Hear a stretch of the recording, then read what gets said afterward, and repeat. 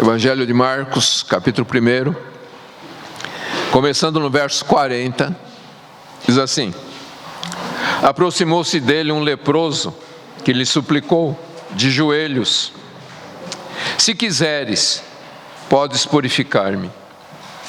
Jesus, movido por compaixão, estendeu a mão, tocou-o e disse: quero, fica purificado. Imediatamente a lepra desapareceu e ele ficou purificado. E advertindo-o severamente, Jesus logo mandou embora, dizendo-lhe: olha, não digas nada a ninguém, mas vai mostrar-te ao sacerdote e oferece pela tua purificação o que Moisés determinou, para que lhe sirva de testemunho. Ele, porém, saindo dali, começou a tornar público o que havia ocorrido e a divulgá-lo por toda parte. Desse modo, Jesus já não podia entrar abertamente numa cidade, mas ficava fora, em lugares desertos. Mesmo assim, as pessoas iam até ele, vindas de todos os lugares. Amém. Vamos orar. Pai querido, nós te bendizemos, te damos graças por esse momento tão precioso que o Senhor nos concede de estarmos aqui reunidos e poder meditar na tua santa palavra. Pedimos que o teu Espírito abra o nosso entendimento e nos dê compreensão da sagrada letra. Fala conosco, trabalha em nossas vidas, glorifica o teu santo nome. Nós oramos em nome do Senhor Jesus. Amém. Amém, queridos. Então, continuando aí a série dos milagres do Senhor Jesus, nós vemos este milagre de Jesus, e a gente pode dizer que entre todos os milagres de curas feitos pelo Senhor Jesus, provavelmente os mais maravilhosos são os que envolvem pessoas leprosas. Porque do ponto de vista social judaico, um leproso era o mesmo que um cadáver, né? E as pessoas então acreditavam que o milagre de curar um leproso se assemelhava ao milagre de ressuscitar mortos, algo que só Deus poderia fazer. E quando milagres assim aconteciam, purificação de leprosos e ressurreição de mortos, então ficava evidente a chegada do reino dos céus. Mas vamos pensar o porquê desse entendimento que as pessoas tinham a respeito dos leprosos, né? Vamos pensar um pouquinho sobre a terrível natureza dessa doença. Diferente dos dias de hoje, a lepra nos tempos bíblicos era uma enfermidade muito comum e a pior de todas as doenças físicas. De acordo com os comentaristas bíblicos, naquela época não era somente uma infecção da pele, né, como muitos supõem. Era uma enfermidade, uma doença que atacava o organismo humano por inteiro, não somente trazendo feridas e a decadência da pele, mas também afetando o sangue, os ossos, né, a carne, de maneira que a pessoa começava a perder as extremidades do seu corpo, que iam apodrecendo e causando um cheiro muito desagradável, né? A lepra era a própria morte em vida, né? E não havia nada que as pessoas pudessem fazer, não havia medicamentos que podia controlar essa doença. Veja as palavras de Arão quando Miriam ficou leprosa, né? Ela ficou leprosa por ter falado mal contra Moisés, mas isso não vem ao caso agora. Mas veja o que Arão fala a respeito disto em Números capítulo 12, verso 12, quando ele vai orar em favor de Miriam. Ele diz assim: que ela não seja como um morto, que ao sair do ventre de sua mãe tenha a carne já meia destruída. Então, veja como o judeu encarava essa enfermidade. Era a pessoa que estava morta vivendo. Era um cadáver vivendo. Mas, além desta condição física, entre os judeus, o leproso era considerado uma pessoa impura, uma pessoa imunda. Então, essa doença roubava completamente a pessoa, roubava o seu nome, roubava a sua ocupação, porque ela não podia mais estar mais envolvida em nenhum tipo de atividade. Essa doença roubava os hábitos naturais da pessoa, roubava a família, roubava o convívio social, roubava a adoração no templo. Porque essa pessoa não podia mais entrar na cidade, não podia estar no templo. O leproso, ele era forçado a viver fora da cidade, completamente separado da sociedade. Ainda mais, ninguém podia tocar nessa pessoa, ninguém podia prestar qualquer tipo de ajuda para essa pessoa, porque seria também considerada imunda. E quando a gente observa todos esses pormenores na vida de uma pessoa leprosa, então nós temos uma ideia, da vida miserável que essa pessoa vivia. Agora, olhando para um leproso, físico, e aí olhando para a esfera espiritual, a gente se pergunta, será que existe algo semelhante, algo que se compare à lepra na vida das pessoas? E a resposta é que sim. Existe uma terrível enfermidade mortal que é parte integrante de toda a humanidade, que é parte integrante da própria natureza humana decaída, que se arraiga, em todo o ser da pessoa, com uma força mortífera. E essa terrível enfermidade é a praga do pecado. Tal como a lepra, é uma doença profundamente arraigada no ser humano que vai infeccionando aos poucos toda a natureza humana e vai destruindo cada porção da nossa natureza, vai destruindo a gente está falando em termos espirituais, vai destruindo o coração, a vontade, a consciência, o entendimento, a memória e as afeições. A gente está vivendo uma época em que quase não existe afeição nas pessoas, porque o pecado está destruindo completamente a humanidade. Mas, desde que o pecado entrou no mundo, isto vem acontecendo. Agora veja como Deus descreve isto, através de Isaías capítulo 1, versos 5 e 6. Diz assim: por que seríeis ainda castigados? Por que insistis na rebeldia? Toda a cabeça está enferma e todo o coração está fraco. Não há coisa alguma sã, desde a planta dos pés até a cabeça. Só há feridas, contusões e chagas abertas. Não foram espremidas, nem atadas, nem tratadas com óleo. Então, quando Deus olha para a humanidade, o que Deus contempla é como pessoas leprosas, espiritualmente falando. E tal como a lepra, o pecado torna os homens abomináveis, incapazes de um convívio sadio, tanto uns com os outros, como com o próprio Deus. E isso deixa a humanidade totalmente despreparada para o dia do Senhor, para a glória celestial. A gente pode ainda dizer que, tal como a lepra, o pecado é incurável, se o tratamento for feito humanamente falando. E então, o pecado vai arrastando as pessoas de uma forma lenta, mas constante, para a segunda morte.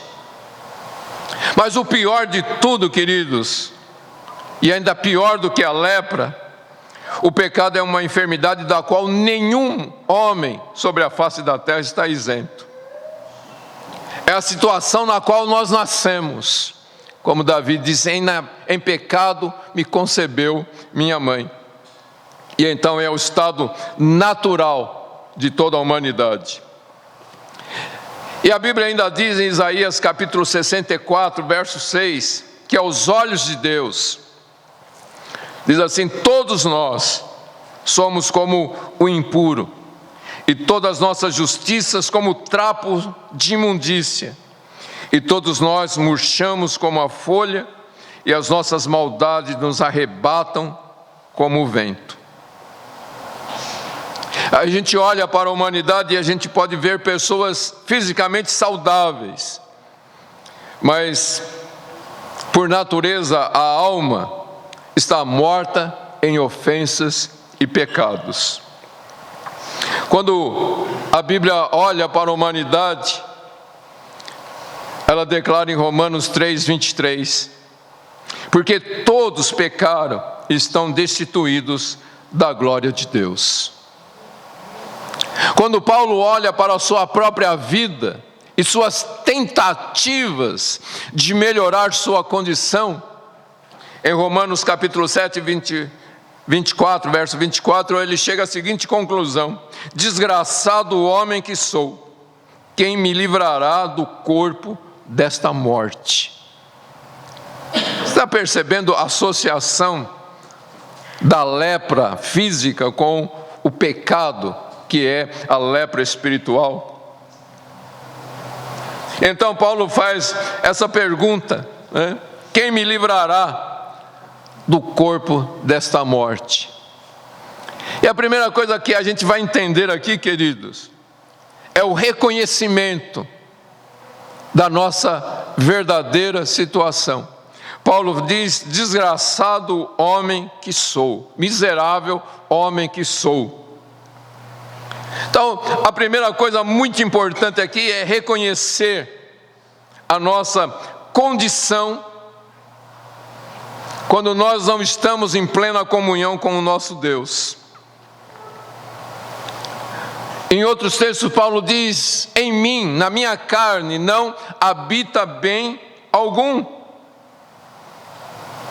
E esse, queridos, é um fato que nós precisamos ter em nossas mentes, que nós não passamos neste mundo de um leproso espiritual, como uma criatura impura, iníqua, por causa do pecado que existe em nós. E só quando a gente tem esse conhecimento da nossa própria enfermidade, é que nós podemos dar um passo em direção à cura. E quando a gente olha para a miséria em que a humanidade se encontra, a gente vai entender que essa miséria, que é a ruína de muitas pessoas, é porque elas não percebem os seus próprios pecados e a necessidade de uma purificação. E eu não estou falando a respeito só de um mundo que não conhece a Jesus, mas de muitas pessoas que têm um certo conhecimento das Escrituras, mas não cuidam de suas vidas, não cuidam do rumo de suas mentes, dos seus desejos, e não percebem que estão doentes espiritualmente, uma doença que está estragando a sua vida.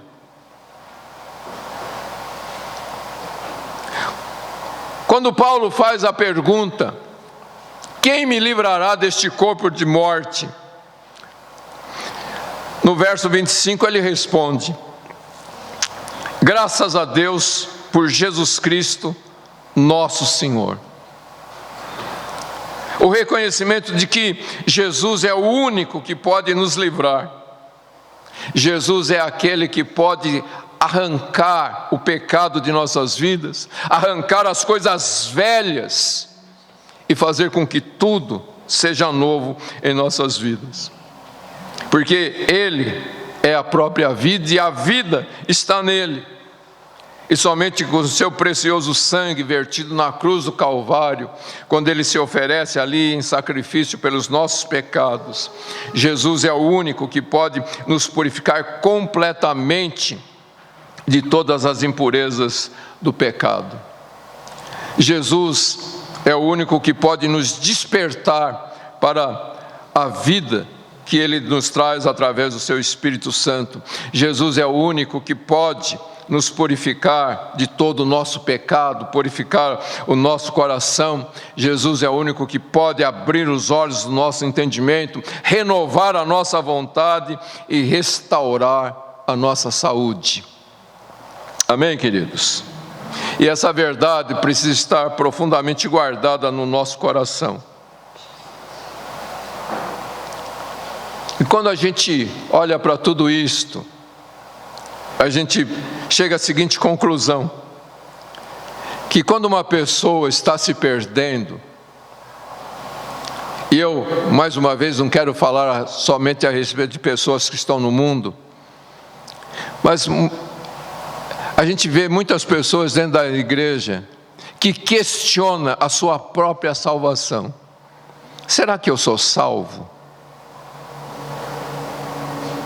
Será que eu realmente sou salvo? Porque a gente passa por muitas lutas, muitas dificuldades, e a tentação é algo constante na nossa vida. A tentação para o pecado é algo constante na nossa vida. E muitas vezes a gente se questiona se nós realmente somos salvos. E a grande verdade, queridos, é que se uma pessoa está perdida, não é porque ela não pode ser salva, porque não há pecado que o Senhor não possa perdoar. Sempre há esperança no Evangelho do Senhor Jesus Cristo para o mais terrível dos pecadores. Não existe lepra espiritual que Jesus não possa curar e purificar. O que nós precisamos é o entendimento do que é o ser humano depois da queda. E qual é a única necessidade desse ser humano? Como o leproso, qual era a única necessidade que um leproso tinha? O que é que realmente podia mudar a vida de um leproso que estava afastado de tudo, não tinha direito a nada, perdeu tudo? Qual a única possibilidade de uma mudança de vida nessa pessoa? Muitos hoje sonham em ganhar na loteria para mudar a vida. Se um leproso ganhasse na loteria, o que ele faria com isso?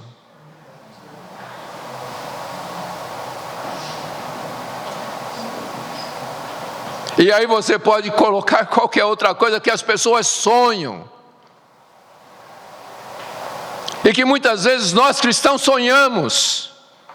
Ah, se eu tivesse isso, se eu tivesse aquilo, o que um leproso pode fazer com tudo que ele possa vir a ganhar? Nada.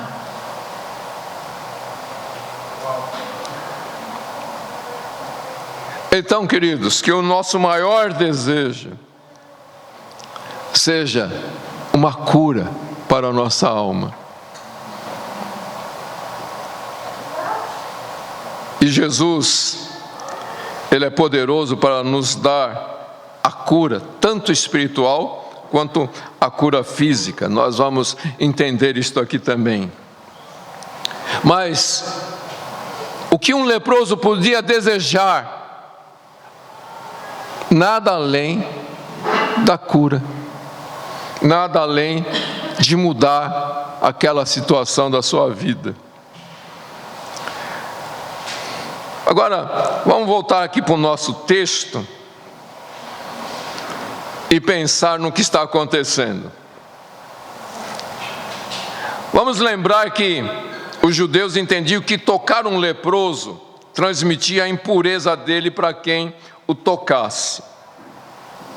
E nesse contexto, começa aqui o nosso texto dizendo: aproximou-se de Jesus um leproso, e lhe suplicou de joelhos: se quiseres, pode purificar-me. Esse leproso chega perante o Senhor Jesus, perto o suficiente para que Jesus, estendendo a mão, pudesse tocá-lo. E nisso, queridos, esse homem está quebrando uma ordem estabelecida na lei cerimonial dos judeus, que um leproso não podia chegar mais perto do que 50 passos de uma pessoa. Ele tinha que manter essa certa distância. Mas este homem se aproxima de Jesus ao ponto de Jesus, somente estendendo a mão, pudesse tocá-lo. Ele estava o quê? A um passo de Jesus. 49 passos a menos do que a lei determinava. E a lei era muito clara. Em Levítico capítulo 13, dos versos 45 e 46, nós encontramos a declaração: ele está impuro, viverá só, pois a sua habitação será fora do acampamento. Mas este homem entra na cidade e se aproxima o suficiente de Jesus para ser tocado por ele. Em outras palavras, queridos, esse homem arrisca tudo. Ele quebra a lei dos judeus, ele quebra os costumes, porque ele vê a possibilidade de ser curado e restaurado pelo Senhor Jesus. E então nenhum obstáculo, nem mesmo os decretos do Torá, da lei judaica, impede esse homem de se aproximar de Jesus. Ele deve ter ouvido o suficiente a respeito dos atos poderosos do Senhor Jesus Cristo, da compaixão do Senhor pelas pessoas que sofrem, e ele alcança um entendimento que ali estava alguém que poderia ser abordado com esperança, alguém que não iria rejeitá-lo, alguém que não ia sair correndo de perto dele. E então ele manifesta a sua fé no Senhor Jesus Cristo, porque ele reconhece que Jesus tem o poder, Jesus tem a capacidade de curá-lo. Dá para entender isso, queridos? Qual tem sido o nosso esforço para nos aproximarmos de Jesus? Quantos obstáculos a gente se deixa, ser cercado por obstáculos que nos impedem de nos aproximarmos de Jesus. A gente já estudou aqui a respeito de Marta. O que impediu Marta de se assentar aos pés do Senhor Jesus para ser tocada por Jesus? As muitas atividades da sua casa, do dia a dia, na tentativa de oferecer uma boa refeição para Jesus. E quantas coisas, queridos, a gente vai colocando na nossa vida que nos impede de nos aproximarmos do Senhor Jesus, de estarmos perto o suficiente dele para sermos tocados por ele. A gente acaba sendo meio como conformista, A gente vai se conformando com as coisas. Eu não consigo ter tempo para orar, eu não consigo ter tempo para ler a Bíblia, eu não consigo. Mas, poxa, a vida é corrida, as coisas, e a gente vai permitindo obstáculos. Mas este homem não permitiu que nada o impedisse de se aproximar de Jesus. Então, queridos, uma coisa que a gente precisa entender: não existem obstáculos que não podem ser removidos. Tudo que a gente puder falar é por causa disso, são desculpas esfarrapadas que não cabem. Não existe nada que não possa ser removido para que a gente se aproxime o mais perto possível do Senhor Jesus Cristo. Agora, esse homem se aproxima de Jesus e ele faz isso de uma forma muito humilde. A Bíblia diz aqui que ele dobra os seus joelhos. Mas quando a gente lê esse mesmo texto lá em Lucas, a gente vai ver que esse homem, ele dobra os seus joelhos, mas também ele coloca o seu rosto em terra. E Mateus ainda acrescenta mais um detalhe, que ele chama Jesus de Senhor. E aí ele fala para Jesus: se quiseres, podes purificar-me. A fé desse homem está revelada no fato de que ele não questiona a habilidade do Senhor Jesus para curá-lo. A única coisa que ele tinha dúvida é se Jesus queria. Ele disse: eu sei que o Senhor pode. Eu sei que o Senhor pode. Se o Senhor quiser, o Senhor pode. Não há nada que seja impossível para o Senhor. E essa é uma frase que a gente usa muito, não é verdade, queridos? Não há impossíveis para Deus. Quantas vezes você já falou essa frase? Não há impossíveis para Deus. Mas quantas impossibilidades você aceita na sua vida?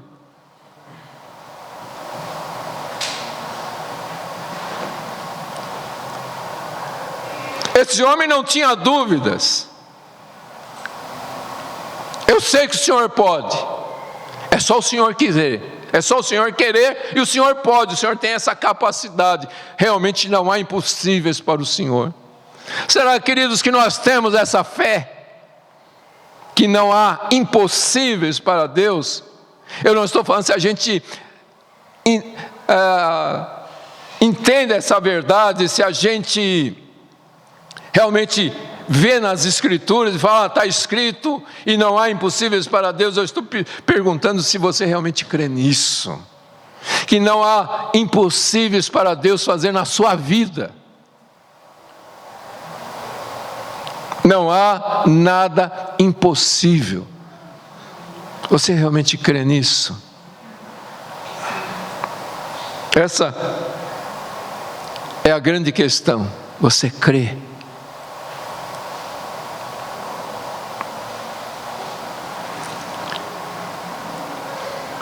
A gente percebe que esse homem crê na soberania do Senhor Jesus Cristo, quando ele diz: se o Senhor quiser. Se o Senhor quiser. Ele se submete à soberania de Deus. Mas, ao mesmo tempo que ele se submete à soberania de Deus, ele pede para ser curado. O que eu quero dizer com isso, queridos? É que muitas vezes a gente usa a soberania de Deus como um comodismo. Se o Senhor quiser, o Senhor me cura. Se o Senhor quiser, o Senhor faz. Está na mão de Deus. Sim, está nas mãos de Deus. Mas você tem fé que Ele pode fazer? Ou a sua aceitação da soberania de Deus é uma desculpa para a sua falta de fé? Vocês estão entendendo o que eu quero colocar aqui, queridos? Este homem não tinha dúvida nenhuma. Ele crê na soberania de Deus, mas ele sabe, ele tem certeza que Deus quer, ou que Deus pode fazer. Ele não sabe se Deus quer fazer, mas ele sabe que Deus pode fazer, e por isso ele pede para que o Senhor o faça. E então Jesus olha para este homem, e nós vamos ver, queridos, o imenso amor e o poder do nosso Senhor Jesus Cristo. Jesus, diz aqui o texto, movido de compaixão, estendeu a mão, tocou e disse: quero, fica purificado. Imediatamente a lepra desapareceu e ele ficou purificado. Então nós vemos aqui uma simpatia de Jesus, vamos dizer assim, uma ativa simpatia de Jesus, uma compaixão que se expressa numa ação. E aí a gente olha para a igreja e a gente vê que falta isso na igreja. Essa simpatia ativa, essa compaixão que se traduz em obras. Não são simplesmente palavras lançadas.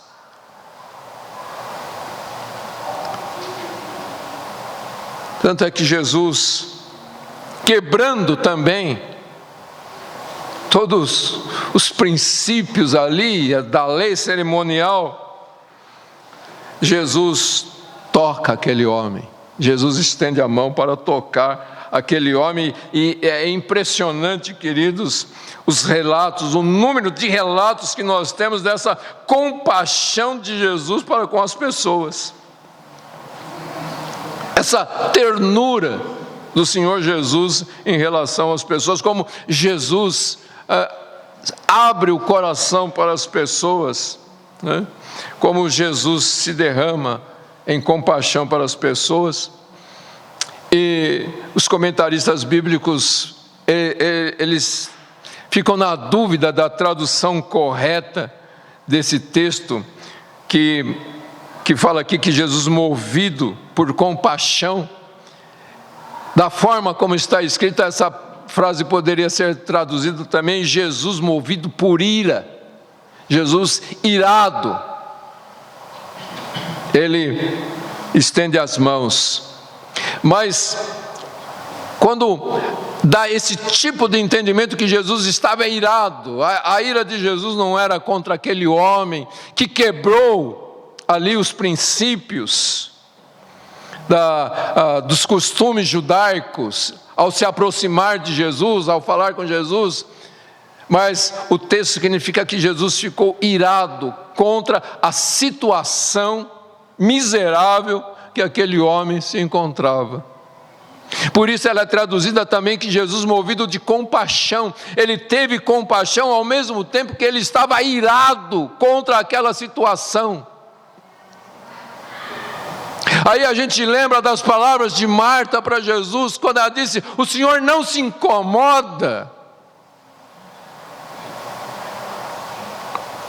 E a gente vai encontrar os discípulos também dizendo para Jesus, quando aquele barquinho estava quase afundando, porque as ondas estavam muito fortes e Jesus estava dormindo, e os discípulos o acordam dizendo: o Senhor não se incomoda.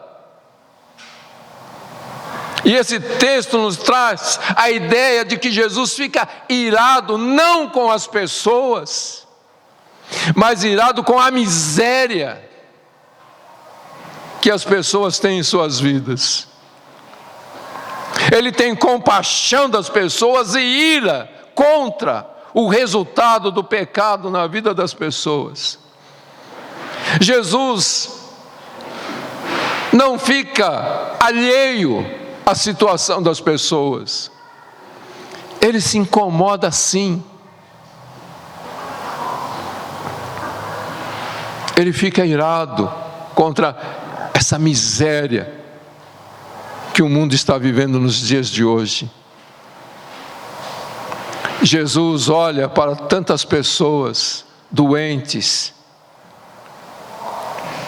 olha para tantas pessoas em estado de miséria, não só miséria material, mas miséria física, miséria social, miséria familiar, e ele fica irado contra esta situação, e ele tem o desejo de fazer algo, porque ele tem compaixão das pessoas, mas as pessoas não chegam perto o suficiente para serem tocadas por ele. Você está entendendo isso? Esse homem chegou tão próximo de Jesus, ainda que a lei cerimonial dizia que ele não podia fazer isso, mas ele fez. Ele chegou tão perto de Jesus, que Jesus pôde tocá-lo. Jesus sempre quer tocar as pessoas. Jesus ama as pessoas de uma forma muito terna. E ele diz lá em Mateus capítulo 11, verso 28, um texto muito conhecido.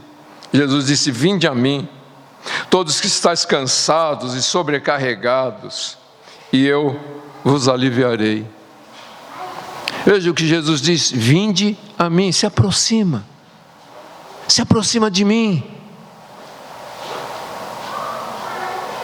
Está entendendo isso, queridos?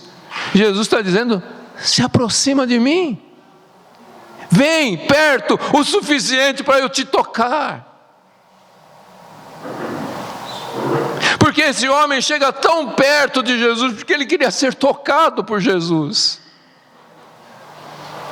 porque ele queria sair daquela situação, ele queria abandonar aquele estado de morte.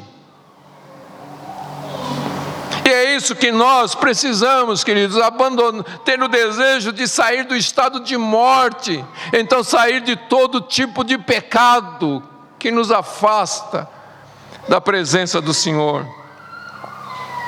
E o texto então diz: Jesus, movido por compaixão, estendeu a mão e o tocou. E as Escrituras enfatizam muito este toque de Jesus, porque esse toque de Jesus faz com que o seu poder curativo emane sobre a vida das pessoas. A compaixão, o amor de Jesus é transmitido através do seu toque. Jesus, querido, está totalmente interessado em abençoar sua vida. O escritor aos Hebreus diz que ele é o nosso sumo sacerdote, que se compadece das nossas fraquezas, porque semelhante a nós, ele foi tentado em todas as coisas.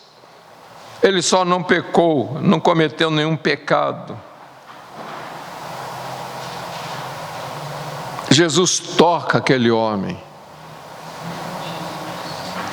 E ao contrário do que as pessoas pensavam, Jesus não ficou contaminado, nem corrompido pela doença do leproso. Antes, o leproso é completamente purificado e curado pela santidade e pureza contagiosa de Jesus. As pessoas achavam que se um leproso tocasse em Jesus, Jesus ia ficar contaminado. Mas na verdade não é o leproso que contagia Jesus, é Jesus que contagia o leproso. Você quer ser contagiado por Jesus, pela santidade dele, pela pureza dele, pelo poder que vem dele. Você quer ser tocado, você quer ser contagiado, você quer que todo o seu ser seja contagiado por ele. O leproso olha para ele e diz: se o Senhor quiser. E Jesus diz: eu quero. Essa palavra quero, queridos, merece uma consideração muito especial nessa nossa meditação. É uma palavra que traz uma profunda riqueza de consolo e de encorajamento para todos que estão aflitos, enfermos e sobrecarregados. Jesus olha para você e diz: eu quero. Você quer ser curado? Jesus disse: eu também quero. Jesus disse: você quer sair dessa condição? Eu também quero que você saia. Eu quero. Essa palavra mostra a vontade e os pensamentos de nosso Senhor Jesus Cristo em relação às pessoas. Essa palavra quero expressa a sua infinita disposição de fazer o bem aos homens e mostrar a sua compaixão. Jesus diz: quero, porque Ele é o Cordeiro imaculado de Deus que foi imolado antes da fundação do mundo. Isaías, tendo essa revelação, ele disse o seguinte, no capítulo 53, versos 4 ao 6, verdadeiramente Ele tomou sobre si as nossas enfermidades, e levou sobre si as nossas dores, e nós o considerávamos aflito, ferido por Deus e oprimido, mas Ele foi ferido por causa das nossas transgressões, esmagado por causa das nossas maldades. O castigo que nos traz a paz estava sobre Ele, e por seus ferimentos fomos sarados.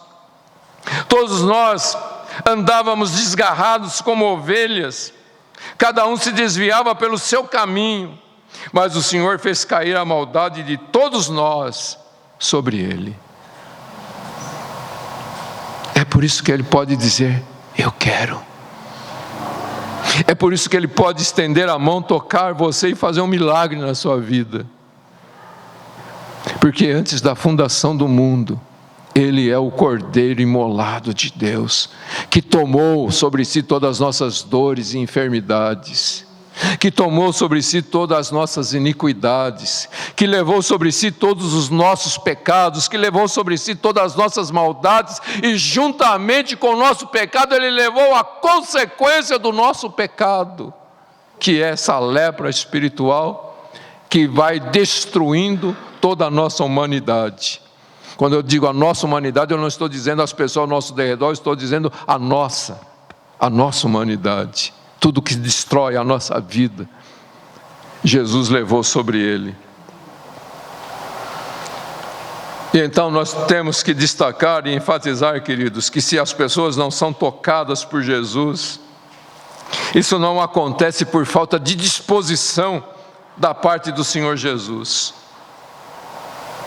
Porque tanto para a salvação como para a cura e milagres, a palavra de Deus demonstra a disposição de Jesus e a paciência de Jesus, esperando que as pessoas se aproximem dEle. Veja, na segunda carta de Pedro, capítulo 3, no verso 9, diz assim, o Senhor não retarda a sua promessa, antes que alguns a considerem, ainda que alguns a considerem demorada, mas Ele é paciente convosco, e não quer que ninguém pereça, mas que todos venham a se arrepender. Na primeira carta a Timóteo, capítulo 2, versos 3 e 4, nós lemos assim, Deus, nosso Salvador, que deseja que todos os homens sejam salvos e cheguem ao pleno conhecimento da verdade. Em Mateus capítulo 23, verso 37, nós lemos Jesus dizendo o seguinte, Jerusalém, Jerusalém, que matas os profetas e apedrejas os que são enviados, quantas vezes eu quis, olha só, quantas vezes eu quis ajuntar teus filhos, como a galinha ajunta seus filhotes debaixo das asas, e não quisestes. Eu quis, mas vocês não quiseram. Vocês não tiveram disposição para se aproximar o suficiente de mim para serem tocados por mim. Eu quis tocar vocês, mas vocês não chegaram perto para serem tocados. Jesus desejava, mas eles não queriam.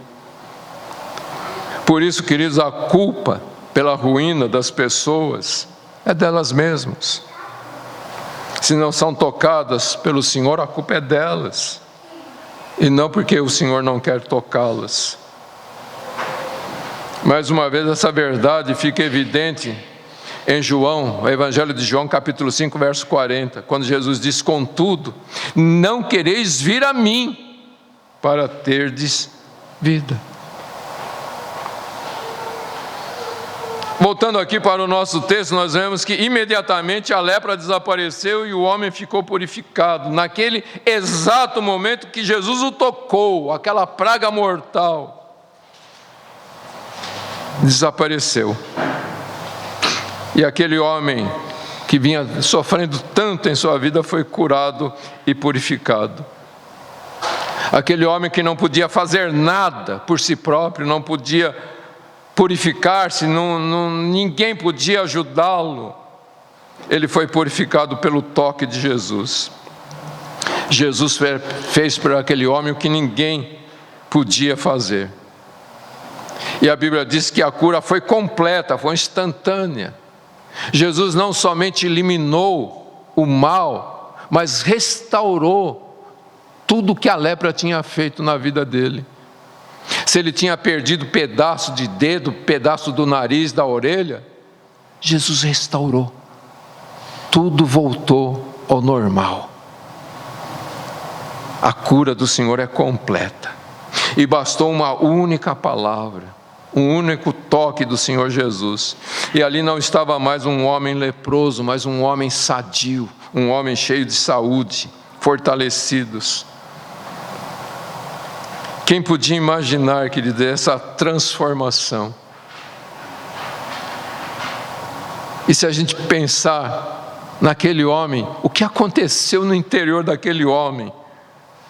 Quando ele percebeu, quando ele olhou para as suas mãos e elas estavam refeitas. Quando o dia amanheceu, esse homem era um ser miserável, mais morto do que vivo, tomado por uma horrorosa doença e cuja existência era um fardo. Quando o sol se pôs naquele dia, ali estava um homem repleto de saúde, de esperança, de alegria, livre de todas as suas dores, que podia agora viver na sociedade, junto com os seus semelhantes. Por isso, é assemelhada à ressurreição de um morto. Esse homem estava morto, mas agora ele podia viver de novo. E quando a gente olha para isso, queridos, o nosso coração tem que se encher de fé.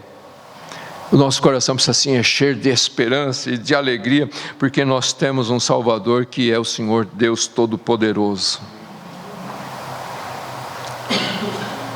O nosso Deus, queridos, é aquele para quem nada é impossível. Não há enfermidade do corpo ou da alma que esteja tão arraigada no ser de uma pessoa que Jesus não seja capaz de curar. Não há nenhuma praga tão violenta que o nosso grande médico não possa sarar. E é por isso que a gente nunca pode desistir, queridos.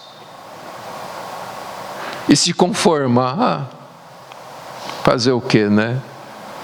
Aprender a viver desse jeito. Não se conforme. Busque o Senhor, se aproxima dEle, creia que Ele pode todas as coisas. Como também, querido, não desista de ninguém, dizendo, esse aí não tem mais jeito. Sempre tem um jeito, porque Jesus é aquele para quem nada é impossível. E os piores casos de lepra espiritual podem ser purificados pelo Senhor. O principal dos pecadores pode ser aproximado de Deus pelo sangue do Cordeiro de Deus e pelo poder do Espírito Santo.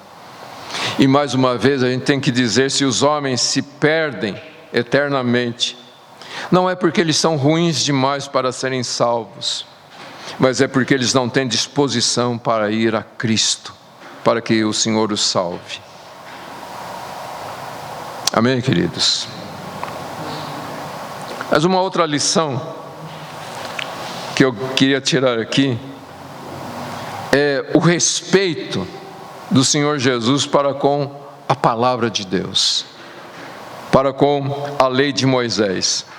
Quando Jesus chega para esse homem e diz, vai, mostra-te ao sacerdote e oferece pela tua purificação o que Moisés determinou para que lhe sirva de testemunho. Jesus sabia, queridos, que todas essas cerimônias da lei judaica eram apenas sombras e figuras dele próprio, das coisas excelentes que estavam por vir através do Senhor Jesus. Mas Jesus também sabia que o próprio Deus havia estabelecido isto, e que ele devia honrar isto enquanto ela permanecia válida. Eram figuras, símbolos do Evangelho, que não podiam ser menosprezadas. E aqui a gente tem uma lição que a gente precisa tirar para nossas vidas. O cuidado de não desprezar nada do que está escrito na Bíblia. O cuidado de não negligenciar nenhuma parte das Escrituras com o pretexto de que essas coisas não são mais necessárias. É verdade, sim, que nós não precisamos de altares de sacrifício, nós não precisamos de sacerdotes, e querer fazer essas coisas é loucura, é como querer acender uma vela para iluminar quando o sol está no seu máximo ao meio-dia. Mas, queridos, a gente não pode esquecer que toda a palavra de Deus, como a própria Bíblia diz, toda a Escritura é inspirada por Deus e proveitosa. Proveitosa. Há muitas coisas do Evangelho que a gente vai entender lendo a lei cerimonial. Há muita coisa que a gente só vai entender no Novo Testamento quando a gente olha lá para o Velho Testamento. Por isso a gente não pode desprezar nenhuma parte das Escrituras Sagradas. Mas um outro motivo que a gente percebe aqui, quando Jesus fala para este homem se apresentar ao sacerdote, é porque Jesus queria que este homem fosse reintegrado à sociedade. Porque quando uma pessoa era conhecida como um leproso, e ela alcançava a cura, ela tinha que ter um certificado do sacerdote, que ela realmente estava pura e apta a frequentar a sociedade judaica. E Jesus queria que esse homem alcançasse isso também.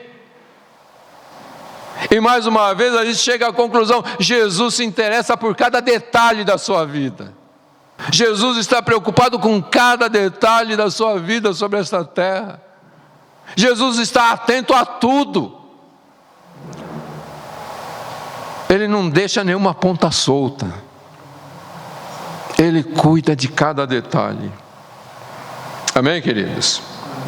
E a última lição que eu quero tirar desse texto, queridos, é que na vida do cristão existe tempo para todas as coisas. Nós encontramos aqui Jesus, e o texto diz que Jesus falou com aquele homem com veemência: olha, não digas nada a ninguém, mas vai até o sumo sacerdote. E a gente entende duas coisas aqui nessas palavras de Jesus.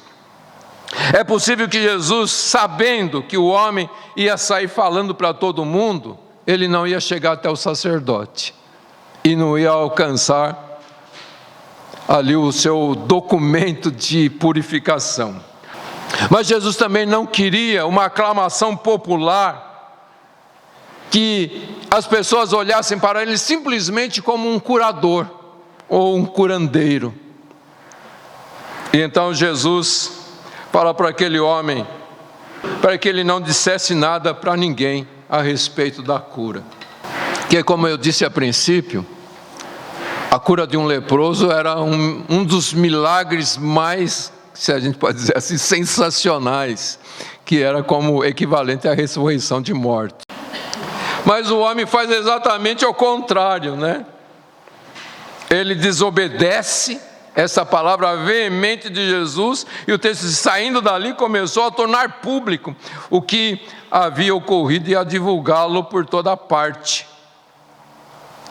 Se é louvável a fé deste homem, expressa no verso 40, aqui do nosso texto, é totalmente desaconselhada agora a sua atitude neste verso, quando ele desobedece. O problema, queridos, não era ele falar, o problema era ele desobedecer.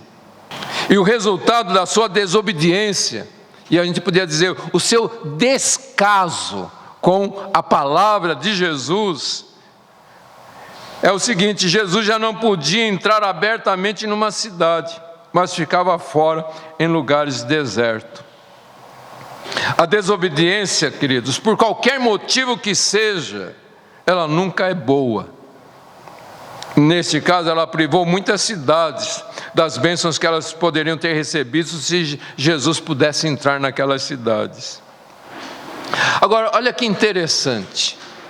No início da história, o leproso não podia entrar na cidade.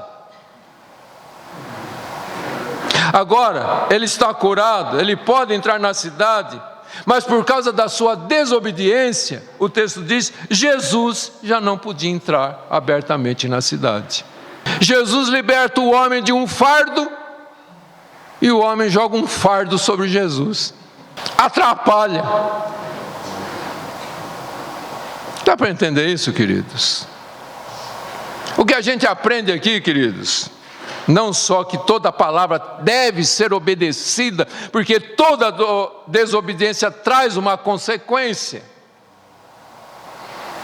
A gente aprende que há momentos em que o Senhor quer que a gente trabalhe para Ele de uma forma tranquila e silenciosa, que diz muito a respeito da oração intercessória. Ao invés de atrairmos a atenção do público, através de um zelo ruidoso. Vamos fazer um show para atrair as pessoas. Jesus não quer show para atrair pessoas. A oração alcança muito mais do que um show. Porque um show, na verdade, não alcança nada. Mas a oração de um justo muito pode em seus efeitos. É o que as Escrituras dizem. Então a gente aprende que tudo é muito bonito, queridos, quando feito no seu próprio tempo. E a causa do nosso Senhor muitas vezes é levada adiante mais pela nossa quietude, pela nossa paciência, pelo nosso testemunho de vida, não de boca, mas de vida, de mudança de vida.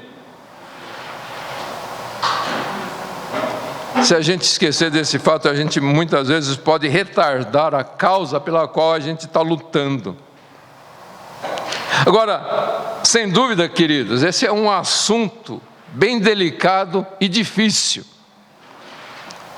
Porque a gente encontra Jesus dizendo para esse homem, para ele não falar nada para ninguém. E quando ele fala, ele atrapalha. Mas por outro lado, a gente encontra Jesus dizendo lá em Mateus capítulo 28, versos 19 e 20: portanto, ide, fazei discípulos de todas as nações, batizando-os em nome do Pai, do Filho e do Espírito Santo, ensinando-lhes a obedecer todas as coisas que vos ordenei, e eis que estou convosco todos os dias até o final dos tempos. Então nós encontramos aqui, queridos, que é um tempo de ficar quieto e orar, e é um tempo de ir e falar. Mas infelizmente a maioria dos cristãos parece que se inclina mais a fazer silêncio a respeito do Evangelho de nosso Senhor Jesus do que confessá-lo diante dos homens. Mas como eu disse, é inegável que há um tempo para todas as coisas, e a gente precisa conhecer o tempo certo de falar e o tempo certo de se calar. Porque também é inegável que este homem que foi curado de uma tão terrível praga, ele não consegue deixar de proclamar o Senhor Jesus Cristo. E então, mesmo diante da ordem, a grandeza do Senhor Jesus, o Filho do Deus Altíssimo, não pode ser ocultada. E é por isso, queridos, que a nossa vida precisa estar no altar de Deus. E Tiago disse: se alguém tem falta de sabedoria, peça a Deus e essa lhe será dada. A gente precisa de sabedoria, a gente precisa de uma mente sadia. Nós precisamos conhecer diariamente qual é o propósito do Senhor para as nossas vidas. Contudo, queridos, a gente tem que ter a ousadia de um leão quando nós temos a oportunidade de confessar nosso Senhor Jesus Cristo, sem receio de falar sobre Jesus com quem quer que seja um pobre miserável largado na sarjeta, seja um rei assentado no seu trono. Você já viu um leão acuado? É por isso que ele é considerado o rei das selvas. O leão nunca fica acuado. Não há nada que cause medo num leão. Por isso Jesus também é chamado o leão da tribo de Judá, porque nada o detém. E quando o Senhor nos diz que é hora de falar, que a gente seja como um leão, destemido, e ecoe em bom e alto som: Jesus Cristo é o Senhor. Amém, queridos? Deu para entender essa palavra? Amém? E tudo isto acontece, essa sabedoria, esse discernimento, quando a gente chega pertinho de Jesus. Tudo acontece quando a gente chega perto o suficiente para ser tocado por Ele. E a gente chega perto o suficiente porque a gente quer ser tocado por Ele. Que a gente chegue diante dEle e diz: Senhor, toca na minha vida. Toca aonde o Senhor quiser tocar. E faz o que o Senhor quiser fazer. Porque muita gente chega perto de Jesus e fala: Senhor, toca na minha doença. Mas não quer que Jesus toque no pecado dela. Então chegue para Jesus e diz: toca, Senhor, aonde o Senhor tem que tocar, aonde o Senhor quer tocar, e faz o que o Senhor quer fazer. Faz da minha vida um milagre, para que o mundo, olhando para mim, te glorifique. Amém? Amém, queridos. Vamos ficar em pé? Mas eu espero que o Senhor tenha me usado para falar com você. Que ao sair desta reunião hoje, a gente saia com convicção: fui tocado por Ele. Não sou mais o mesmo. Eu fui tocado por Ele. Então é um momento que você pode se aproximar dEle agora. Curve a sua cabeça. E chegue junto dEle. Chegue perto o suficiente para ser tocado. Havia uma canção antiga, essa é uma canção antiga que dizia assim: eu venho como estou. Eu venho como estou. Mas não vou sair daqui do jeito que cheguei. Eu venho perante o Senhor como um leproso, mas vou sair alguém purificado. Eu venho para ser tocado por Ele e para ter a minha vida transformada. Vamos orar em nome de Jesus. Peça que o Senhor toque você nesta manhã, para curar você no espírito, na alma e no corpo, para que você tenha saúde espiritual, saúde emocional, saúde física. Deixa Jesus tocar você. Quando João escreve para Gaio, ele diz: o meu desejo é que você tenha saúde e você seja próspero, assim como é próspera a tua alma. Esse é o desejo do Senhor, te dar saúde espiritual, e com a saúde espiritual, a saúde emocional e a saúde física. Chegue perto de Jesus e deixe Ele tocar você nessa manhã.